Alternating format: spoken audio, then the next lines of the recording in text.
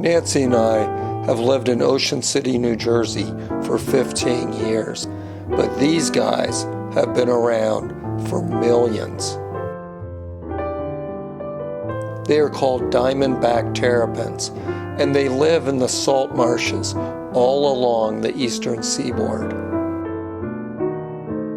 The name terrapin is derived from the Algonquian word torope, and their characteristic diamond pattern is impossible to miss. In the early summer, the females come out from the wetlands to dig their nests and lay their eggs. The other day, Nancy saw one pretty lady digging a nest near our garden hose, so I grabbed a camera. They sometimes have to walk pretty far to find a location for a nest, and occasionally their choices are misguided.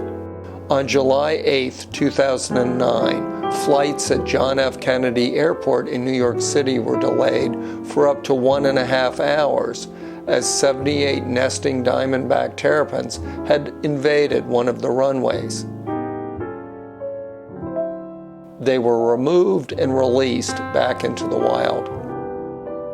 Our family loves these guys, and I have photographed, filmed, and photoshopped them for years. The smaller males court the larger females and mate in early spring. It takes about 3 years for a male to become mature.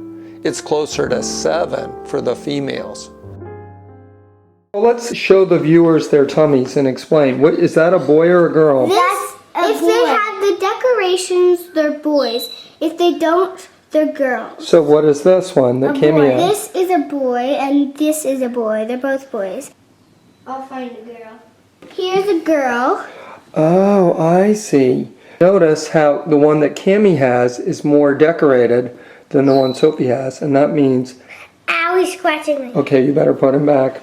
They're both boys, but they have different decorations. Okay, let's put them down and let them go back to their fun day. Some females have relationships with multiple males and can store the sperm for years. The water in the wetlands behind our house varies in its salt content. The terrapins have evolved so that they can tolerate a range of salinity from salty to almost fresh. They eat shrimp, clams, crabs, mussels, and snails. The females dig their nests with their powerful back legs. It is a slow and tedious process, but these are very patient creatures. Once the hole is deep enough, they lay between 4 and 22 eggs. There goes one.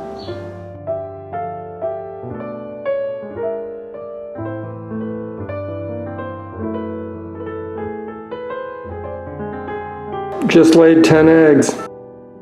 They then cover the nests very skillfully, and if you hadn't seen the process, you would never guess there was a nest there. But sadly, predators are better at detecting them. Many of the eggs are dug up and eaten by foxes, raccoons, gulls, and crows. If not dug up and eaten, the eggs usually hatch in 2 to 3 months, depending on the temperature and the depth of the nest. Hatchlings usually emerge from the nest in August and September, but because they can tolerate freezing weather, they may remain in the nest all winter long. We didn't know that, so one cold day when some gardeners were doing some digging, some youngsters emerged. We kept them in our home for a little while, worried that they would freeze, and gave them daily exercise in our sink. We have since learned the best policy is not to interfere with them at all. We humans are making the lives of these terrapins very difficult. In the 19th and 20th century, we hunted them almost to extinction as a food source.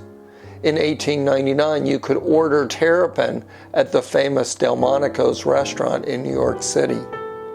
And some states still permit harvesting them. Every year now, many are killed by motorists as they cross roads during the busy tourist season.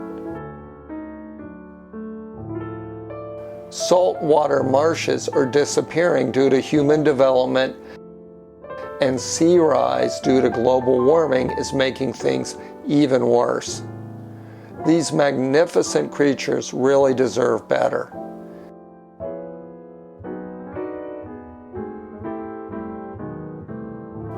Right now, they get no federal protection, so please consider writing to your congressman to help them out. Kimmy, let me see that shirt. What's on there? Turtle. Okay, let's see the back of the shirt. Save a terrapin today, slow down. Can you explain that? Why are people having to slow down? So they don't run over turtles.